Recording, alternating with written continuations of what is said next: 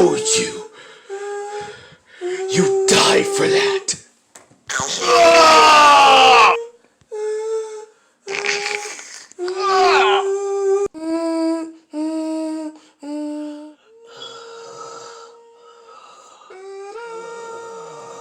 You shut up.